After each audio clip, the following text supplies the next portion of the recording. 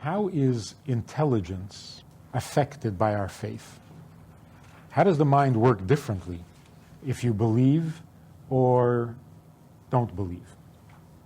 So we take a look, for example, at the difference in the way a physicist approaches nature, creation, existence, and the way a person who believes in God approaches physics or nature. Now, the very obvious difference, one of the obvious differences is that if you believe in God, you have different questions and different observations about nature. Where if you don't believe in God, you wouldn't have those observations, you wouldn't have that information. For example, we all know that we have freedom of choice. We don't live by reflex and by impulse and by instinct. We make choices. We are thoughtful creatures. And we can choose what we want to do. Now, a scientist would come along and say, what exactly is this freedom of choice that you have? What does it consist of? And how did you get it? How did this come about? But the scientist is not going to ask, why do we have freedom of choice? Can't ask that question. If you believe in God, and you believe that God created the world with a plan and with a purpose, you're also going to ask, what exactly is freedom of choice? How did we get freedom of choice? But then you're going to ask the additional question, why? Why do we have freedom of choice? And the answer is going to be, because God wants a relationship with us, and if we don't have freedom of choice, it's not much of a relationship if we're programmed. Then God is talking to himself. So in order for God to be able to talk to us and have a relationship with us, we have to have freedom of choice. So here's a very clear difference between the way a believer examines and explores nature and a non-believer examines and explores nature. There's a very fundamental difference. The fundamental difference is, where do you begin? If you're going to examine the world, nature, if you're going to study it, where are you beginning? Are you working from the fact of physical existence, the fact that there is a world, and try to work your way back to where it came from and how and so on? Or are you starting from the beginning and following the progression from creator to creation? It's a completely different view of the world. It's a completely different way of thinking. Let's explore that a little bit. The physicist looks at a piece of wood and he says, what is this? Of course, it's a piece of wood. What is it really? Upon closer examination, what is it? A bunch of molecules. On closer examination, it's atoms. On closer examination, it's subatomic particles. And on closer examination, it disappears. It's gone. It's gone. It's nothing. It's an energy. It's a behavior pattern, or whatever physicists call the physical stuff. So what's happening? He starts off with the fact that there is a piece of wood. He can't question that. That's the assumption. That's the beginning. That's the start. This exists. This is here. Now, what is it? So he's beginning with something that he takes for granted. It's an axiom. We have existence. Now we got to find out more about it. But interestingly, as we find out more about the existence of a physical thing, it starts to exist less and less. Suddenly, under the microscope, it's not what it looks like, it's not what it feels like, it's not what it tastes like, it's a whole different thing. And the deeper we look, the closer we get to what this thing really is, the more it disappears on us. It stops being. So we start off with the assumption that this really is, and as we explore further and further, it becomes less and less existent until we have to wonder, how does it exist at all? Because it's all made out of electrons, and the electrons are all in motion, and there doesn't seem to be any restraints on this motion. The electrons are flying off of this thing constantly. how does it even stay in existence? So the physicist works from what is to what isn't. And in the end, he ends up in a very murky, mysterious, intangible reality that he doesn't know what to make of. Person who believes in God starts the other way around. If you believe that God created the world, then your basic assumption, your primary assumption is that there is nothing besides God. And what is God? God has no definition. God has no properties. He is not governed by any kind of law or rule or limit of any kind at all. What does that mean? The most basic rule of all things is that everything is governed by being and non-being. Either something is or it's not. It's got to be one of the two. It either is or it isn't. It exists or it doesn't exist. It's one of the two. In fact, it did not exist, and then it did exist. So it went from one to the other. But it always has to be one or the other. What do we say about God? Okay, God has no limits. He's not 6 feet tall. He's not very old. He has no limits of time, of space. But does God have that limit that everything else has? He either exists or he doesn't exist. No. God doesn't have that kind of restriction on him either. So you say, well, God exists. No, he doesn't. Oh, you mean he doesn't exist? Well, of course he does. So does he or doesn't he? This is not how you measure God. Does she or doesn't she? That's a different question. And you don't ask that about God, because he has no hairdresser. So can you say God does exist? No. Well, then he doesn't exist. No, that's not true either. God. He's God. And before God created, there was no existence or non-existence. That's only true of created things. So now, let's look at creation from a godly point of view. What does it say in Kabbalah? The Kabbalah says that the first thing that was brought into being, can't even call it created, but the first thing that was brought into being are the 10 attributes. Chachma, Bina, Das, Chesed, Gvur. Where did they come from? What are these 10 things? So before we get down to the actual existence of kindness, judgment, compassion, as we know them, before it actually solidifies into these emotions, the 10 attributes are basically 3 phenomena. Because the 10 attributes create 3 pillars: the right column, the left column, and the center column. So Chesed is on the right side, the right arm. Gvur is on the left side, the left arm. So what was the first thing that came into existence when God began creation? The first thing that came into existence are these 3 qualities: positive existence, negative existence, or some kind of a combination of the two. So what was the first thing that came into existence? Positive, negative, and something in between. Yes, no, maybe. Or yeah, definitely yes, definitely no, a little of each. And those were the original 10 attributes. So what was the first thing God created? A tree? A table? No. The first thing that came into existence is the whole phenomenon of poles, yes and no.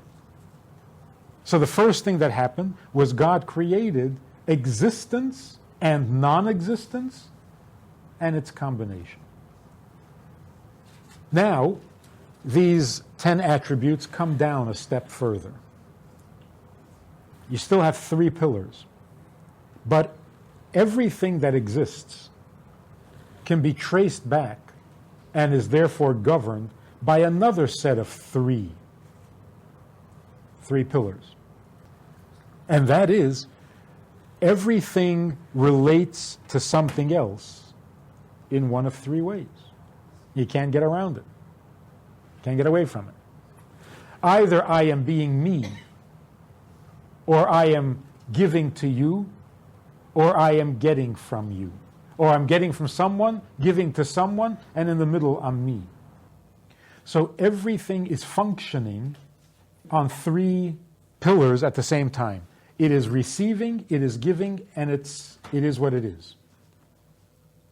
Everything is that way. So now we have two definitions for existence, and nothing exists yet. There's no table, there's no chair, there's nothing. And already we have a blueprint for existence because we have the most delicate, the most primitive impulses of existence, which is the beginning of all creation. So again, three pillars: existence, non-existence, and the combination. And then everything that exists will either receive from what is above it, it will give to what is below it, and it will be itself in the middle. Everything is that way. A book standing on a shelf. Something put it there. It was carried by something. It now pushes the other book out of the way. So it's affecting the other book, and it's a book. It is what it is. And then finally there's a third thing. Another set of three. In what way is it affecting or being affected? Constructively or destructively? I don't mean that in a negative sense. I am affected by my teacher, or whatever it is that I'm receiving from. Right? That's one of the directions. I'm receiving. But as I receive from my teacher or from my parents or whatever it is, or from the air, I can receive in one of two ways. Either it is making me bigger, stronger, richer, or it's diminishing me. It's frightening me. It's scaring me off. It's intimidating me. It's humbling me. So either it's building me up or it's taking me down, which can be positive. I mean, it can be a good thing. So here's the third pillar: good, bad, neutral. So now we have 3 times 3. We have existence, non-existence, and it's neutral. We have receiving, giving, and it's neutral. And then we have good and bad, and it's neutral. Everything in existence is governed by these 3 sets. Now we start from that barely existing stuff, and we work our way down towards more concrete existence until we get to a table. So what is the difference between human thinking and godly thinking, or thinking that comes from faith, out of faith? The difference is, which is your starting reality? In human intelligence, the start reality, beginning reality, is what you see, what you feel, what you hear, what you experience. In other words, the end product. And then, being intelligent humans, we try to work our way back from the fact to the origins. We're not going to find out much, because it's hard to know from the fact what the origins were, because the possibilities are endless. So if you start off with the fact of a number 4, and then you want to figure out, how did we get to this number 4? How did this number 4 come about? You say, oh, I know. Somebody added 2 and 2. Got 4. Yeah, that's possible. Somebody could have subtracted 2 from 6. Would have gotten 4. Somebody could have divided 8 in half. Would have gotten 4. Then you start with bigger numbers. It's endless. So to work from the fact to its source is very risky. The godly way of thinking, when you start off with faith, then your view of the world is different. It's not just you believe in something otherworldly. Your world, your existence, tastes differently now. It's got a whole different look to it. It's got a whole different feel to it. Because when you start with the source, and if you get that correct, then the results are predictable. So if you start off with 2 and 2, you know you're going to end up with 4. It's not a guesswork anymore. So when the sages looked at the world, when a tzaddik, a Talmud Chacham, looks at the world, he already knows the plan. So when he sees this, to him this is the natural outcome of what he always knew. Sometimes the sages predicted what was going to exist. Because knowing the formula, knowing the principles, knowing the origins, sooner or later it's going to result in a thing that nobody ever saw before. But it'll happen. And he knows this for sure much more confidently, with much greater certainty, than the physicist trying to figure out where the piece of wood came from. Now let's take a look at a human being. We understand human beings very differently. Everything in the human being comes in sets of 3. Chabad, set of 3. The brain works along 3 pillars. The emotions, chesed, gvura, tiferes. Love, hate, compassion. 3 pillars. How do we interact with other people? We think, we speak, and we act. 3 pillars. My mind, generally, is influenced from above. How do I learn something? From somebody who knows more. My emotions influence what's below them. The emotions influence the behavior.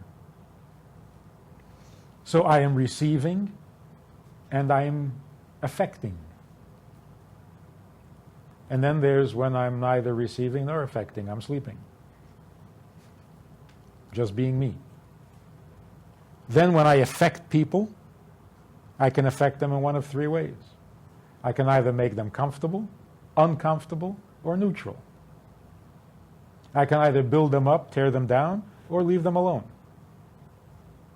Don't tamper. So the number 3 is significant in Torah and in the world because that's how God began. That's the rules that God set out for existence long before anything existed. So we have Avraham, Yitzchak, Yaakov. 3. You know, we could add Yosef and there'll be 4. Add Moshe, it'll be 5. Why do we stop at 3? Because Avraham, Yitzchak, and Yaakov, they are the pillars of the world. Each one represents one of the 3 pillars of existence. And that's why they are in fact called the fathers of the world. Avos ha'olam, the fathers of the world. So you see the difference, or the resulting difference, between a person who has faith, or the person who doesn't, or the person before he has faith, and the person after he gains faith. The difference is not only in his relationship with God. Obviously, that's going to be different. His difference is also in his relationship to his world, to the physical universe, to himself, to the human condition. Everything looks different. So this is one of the ways in which faith is drawn down and applied to the mind and to the world, to earth. So bringing God down to earth involves looking at the world through the eyes of faith. Now, most people would assume looking at the world through the eyes of faith means not being very realistic. That's what we assume faith does to people. If you don't have faith, then you're pragmatic and you're realistic and you're practical. If you look at the world with faith, then you don't notice what's going on, you don't care, you don't take it too seriously, you tiptoe through the tulips. It's the exact opposite. When you look at the world through the eyes of faith or belief, you see the world much more clearly, much more realistically. You see what the world truly is, which you cannot get if you're starting from the bottom and trying to work your way back. So the Rebbe, somebody once asked the Rebbe why he's interested in science, why he studied science. Because, you're a religious Jew, what do you need with science? So the Rebbe's answer was, it's precisely because you're a religious Jew that you take an interest in science.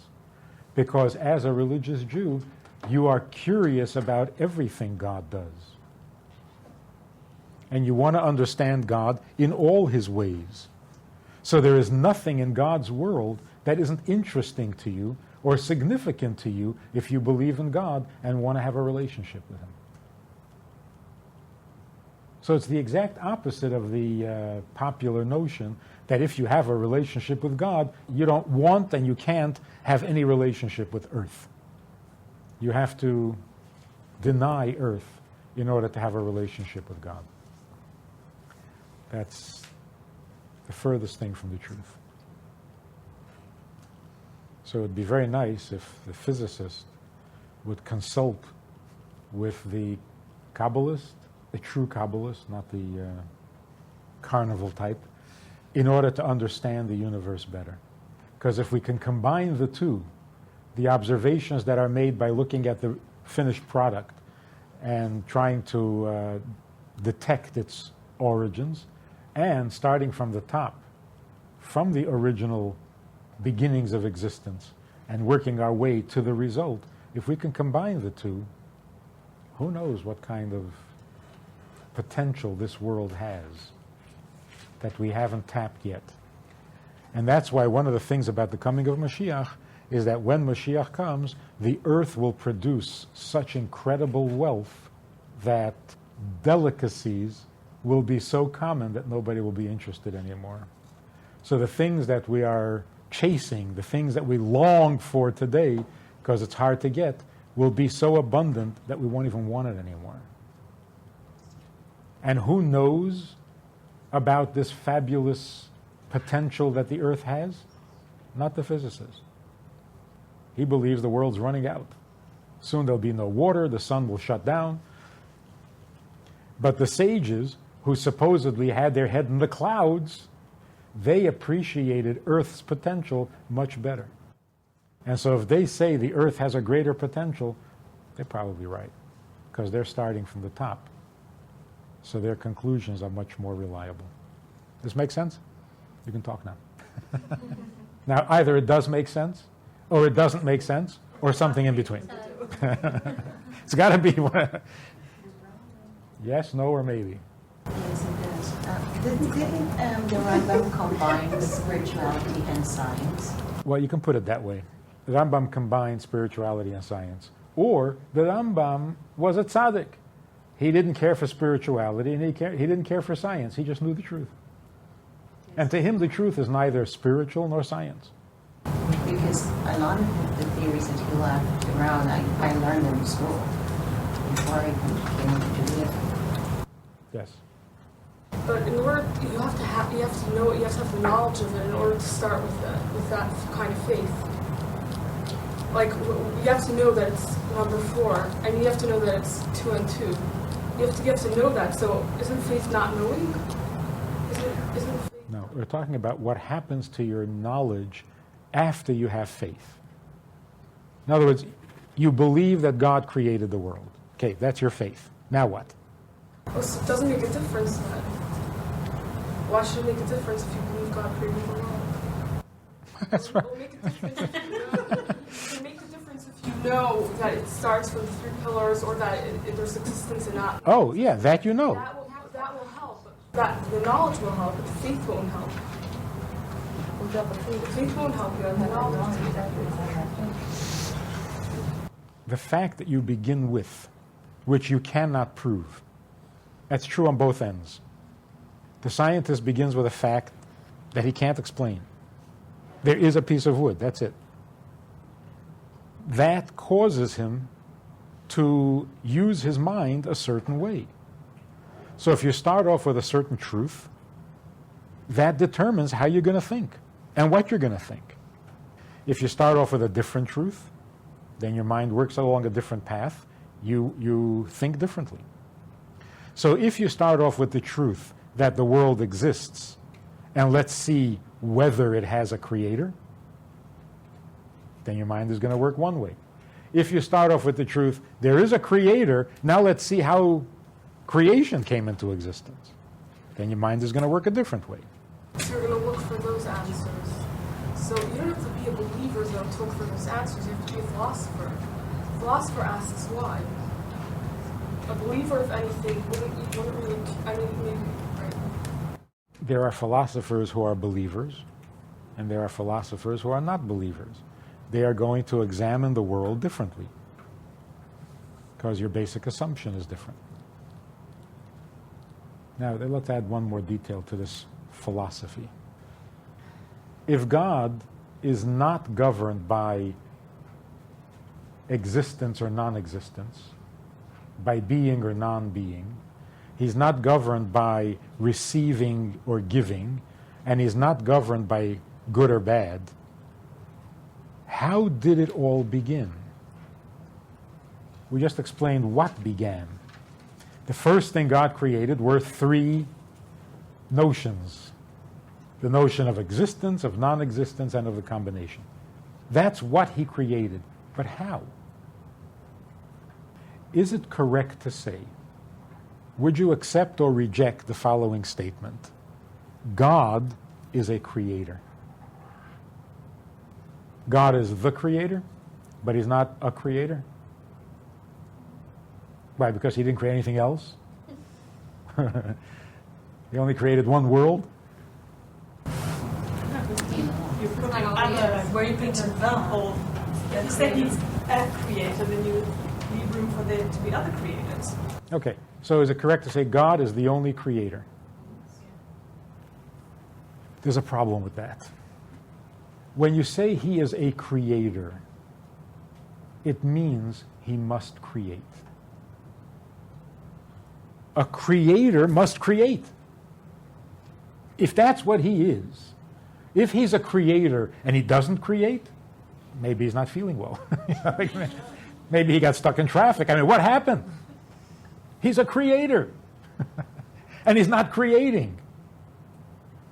Something went wrong. Because a creator must create.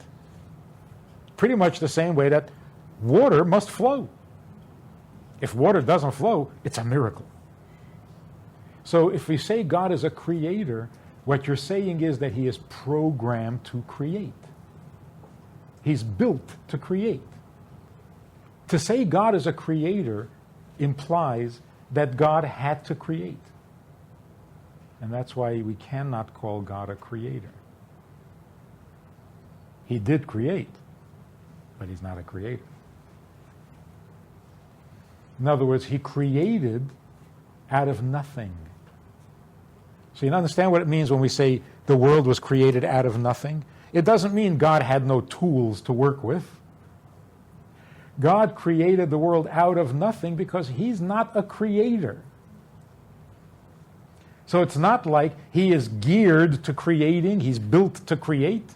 No, he's not. So what happened? He created. Out of what? Out of nothing. He's not even a creator. Chickens lay eggs. Not because they choose to, but because they're chickens. God created a world. Oh, he's a creator. No, he's not a creator. God created the chicken. He's a farmer. No, he's not a farmer. See, I mean, logically you would say God brought existence. Then God must exist. No. You see, you can't capture God that way. You can't trap him. So God makes things exist. Well, then he must exist. No, he mustn't exist. Oh, you mean he doesn't exist? No, he can't not exist. Well, then he does exist. No. Existing and not existing, this is part of what he created. And he didn't create it because he had to, because he's geared that way. He created it. Why? Because he wanted to. And that's why it is so significant and meaningful when we say, all that God desired, he created. Kol asher chafetz Hashem asa. Or in Kabbalah language, when it arose in God's will to create the world. That's so instructive. That's so enlightening. It's not like, oh yeah, he wanted to create. It's saying much more than that. The only reason creation came to be is because he wanted to. Not because he's geared that way, not because he had to, not because that's what he does. It's not what he does. Then how? It arose in his will. But here also we have to be careful. In a human being, what does it mean you want something? Huh? Well, it's kind of like a lack of something, isn't it? All right. But aside from the lack, what does it mean you want something? You don't have it. Let me put it, there's something you want. No. There is something that you want. It exists. It exists separately. But that doesn't apply to God. So what does it mean? God wanted to create the world. You mean there was a world and he wanted to create it? No, there wasn't a world. So what did he want? What did he want? He wanted a relationship. You mean there's a relationship and he wants one of those? No.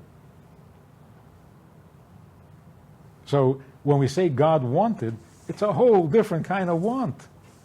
What does it mean he wanted? He wanted what? And if he wanted it, then it is more powerful than him. Whatever it is. And that's why the Christian notion of saying God is love, that's idolatry. You're not worshiping God, you're worshiping love. And why do you believe that God is love? Because you prefer love to God. Otherwise, why would it thrill you to define God as love? Because love, you know. God, who knows? So when we say God is love, oh, love, yeah, I know love. I like love. So this God is love? Okay, he's my God. You're not believing in God, you're believing in love. You're worshiping love, not God. So just by saying God created us because he loves to do us favors, then there's something more powerful than him. And why are we worshiping him? Let's worship what he worships. And if he is so drawn to relationship and to love and to kindness, well, then he worships kindness. Let's worship kindness, not him. So what does it mean God wanted? That's why Kabbalah language is very precise. It arose in God's will. What does that mean? It arose in his will? He wanted. He started to want. When he decided to want, but it arose in God's will, what is that saying? It's saying that God's will is original. It's not a reaction to something. Our will is a reaction. There is something you're missing. There is something you like. There's something that appeals to you. There's something that convinces you of its importance, so now you want it. So in a sense, you didn't choose it. It chose you. You didn't pick it. It picked you and said, come here. You need me. You want me. Because I'm important to you. But God's will is his own. He wants. So when a human being wants something, he's going down from himself to something. But in God, his will arose. It arose in God's will to create the world. Is his will something from nothing also? Is his will also something from nothing? Right. What's the question? His will is also something from nothing. Let's put it another way. As soon as you say will, you're actually talking about three things. When I say I want, already I'm talking three things. I, the thing I want, and the attraction. So there are three things that are already existing. If I want, there's what I want, there's who wants, that's me, and then there is the attraction or the desire for the object that is desired. At the beginning of creation, that can't be. So when we say God wanted to create the world, then you're saying, well, so there's a world, at least in principle. Then there's the God, and then there's God's desire to make this world exist. But then already three things exist, and that can't be. I mean, that's not the start. Eventually, that's what happens. But we're talking about how it began. So, well, it all began with God's will. No, that's already three things. How would we describe, you see something, you like it. You like it. You'd love to have one of those, but right now you're busy. So you're not going to act on your will. You know, someday when you got some free time, you'd love to go. That's kind of a preliminary will. The thing itself doesn't move you. And the proof is, you're not reaching out for it. But now that you've seen it, yeah, that would be nice to have one of those. So it's not actually a will. You don't actually want it. Because it is still very vague in your world. It's not real to you. You've seen it, it looks good, you'll pursue it later. So do you want it or don't you want it? It's a different kind of want. It's not that you actually want it, but now it's wantable. I just made up that word, by the way. Don't look it up in a dictionary. Before you saw it, you were unaware of it. Now that you've seen it, you are aware. It still doesn't exist in your world, but there's an awareness, a positive awareness. It has become desirable, but you don't desire it right now. So there is no desire.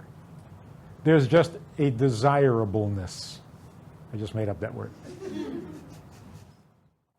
But in Hebrew, there are words for this. In Hebrew, there's the word ratzon, which means will. There's also a word mirutza. The word mirutza means it pleases me. So if it pleases me, do I want it? No, not yet. Maybe. But right now, it's appealing.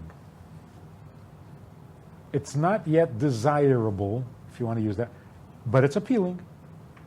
So now, I am positively disposed towards it. I'm not going to chase it. So it's like an early stage will. Do I actually want it? No.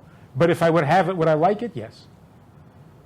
So it is already pleasing to me, not so attractive that I'm going to run. It's not drawing me, but it pleases me.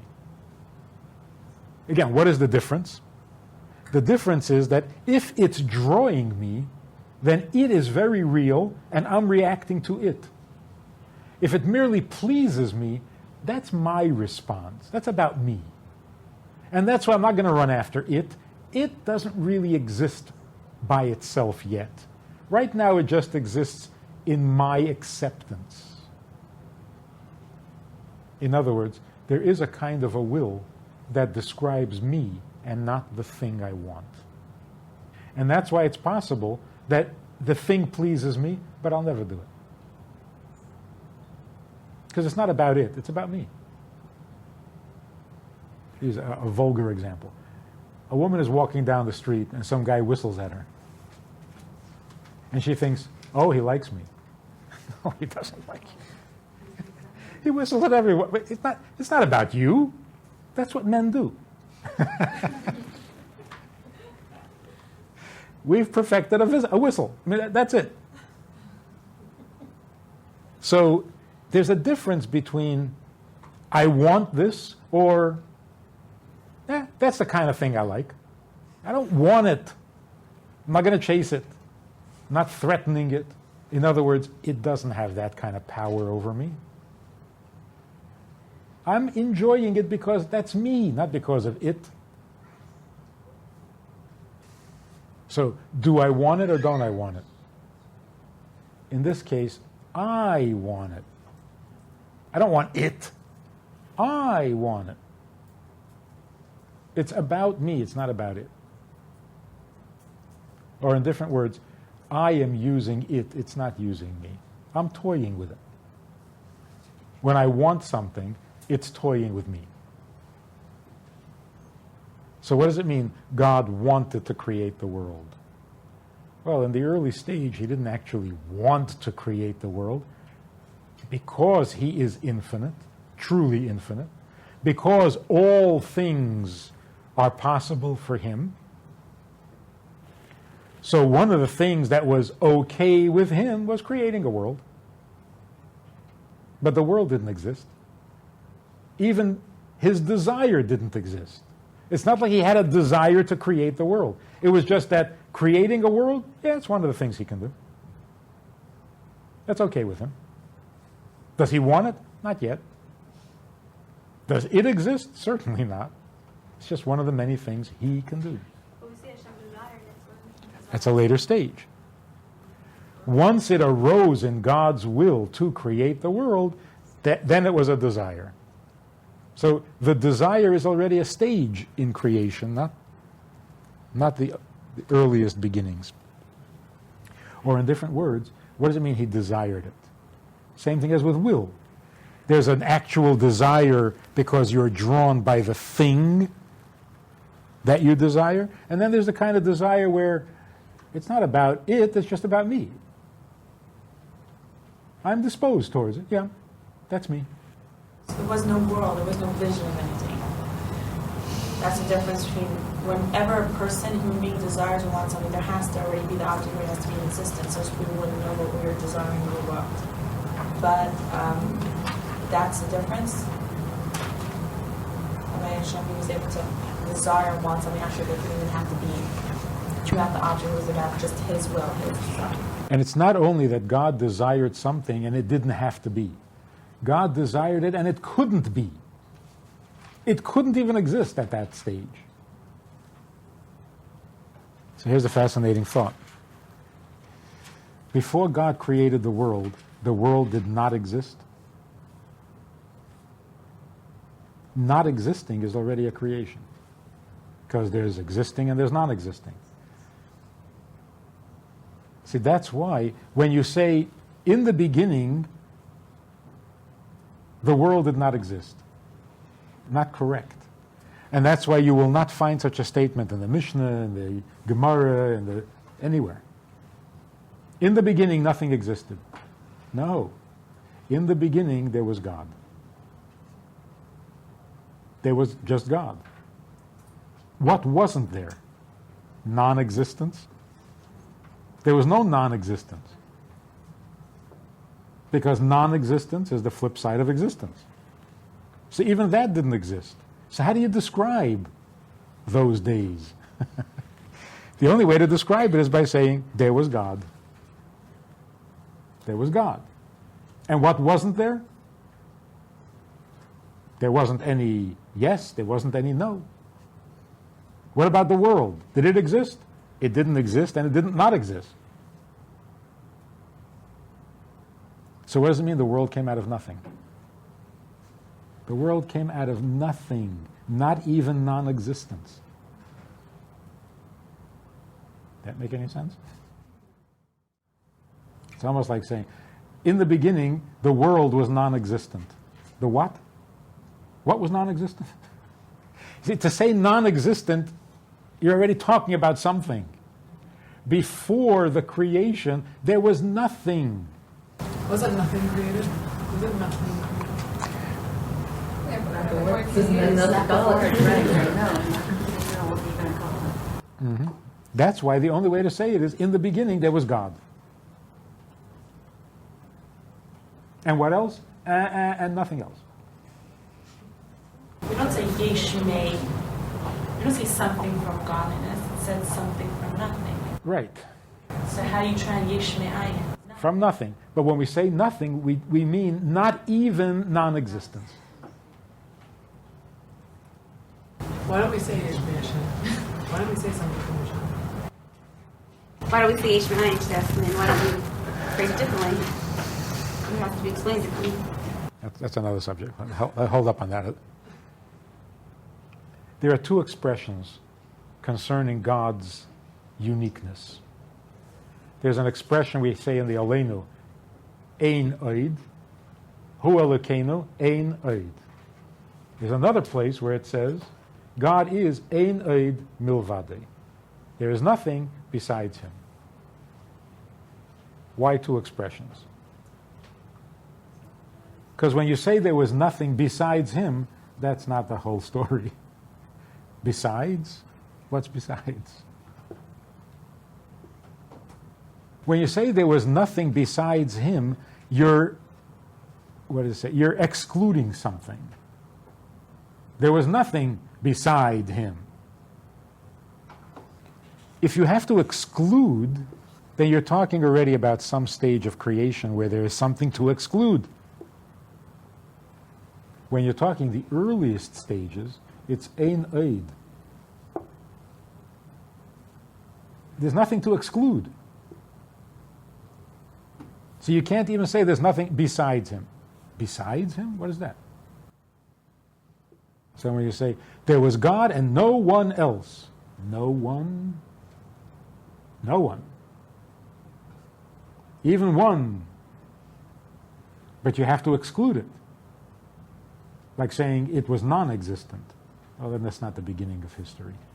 The beginning of history is when there's nothing to exclude. There's nothing to say it's non-existent. Actually, when you look at the world this way, you get a whole new respect for the world. God went through all of that to create this world. And it all began as a completely personal thing in God. He wanted, and it didn't even exist. Doesn't that mean that He wanted it very, very much? He didn't even need it to appeal to Him, and He already wanted it. So on the one hand, it's telling you how non-existent, how insignificant the world is. It didn't appeal to God. God wanted it. Maybe there isn't even anything appealing to the world. Didn't matter. God wanted it. So on the one hand, it's saying the world has really no appeal, has no purpose, no importance, no function, no value. Why then does it exist? Something about God. Not something about the world, something about God. So it's telling us that the world is so insignificant. And on the other hand, so it's something about God, and God has this something about creation? And he's not even a creator? So when we say, for example, God created the world for a purpose. What does it mean for a purpose? It means just creating a world is not justified. For a purpose means there's got to be some purpose. You can't just have a world. What's that? So the world exists not by its own merit. It exists because of the purpose that God sees in it. So again, that makes it sound like the world is not that important. Or not important at all. Were it not for the purpose, none of this would exist at all. On the other hand, it is God's purpose that this world fulfills. What could be more awesome than that? So in the final analysis, looking at the world through this perspective makes the world far more valuable than the world is to the physicist. So Mr. Einstein once said that anybody who has never contemplated the cosmos and was overcome with awe for the Creator isn't really alive. Something like that.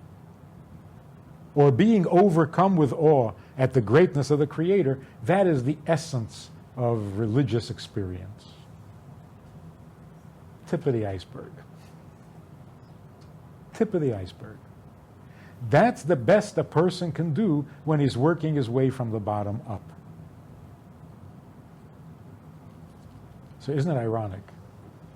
If you're a secular person, a man of the world, you don't believe in God and any kind of hocus pocus stuff, you're a scientist, you like to be able to prove things, like to be able to test things, you're a realist, and you start examining this real physical world, you start to lose respect for it.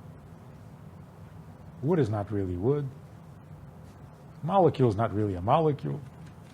An atom is not really an atom. An electron, who knows what that is, won't stand still to take a picture. So eventually, this world is not real. You lose respect for it. And maybe gain respect for the Creator. Okay. But you lose respect for the creation. But if you start with the Creator, and you recognize that the world is totally insignificant and did not exist even enough to have to say it's non-existent, as you study, you gain more and more respect for this world. And in the end, this world is the only thing that counts. Isn't that ironic?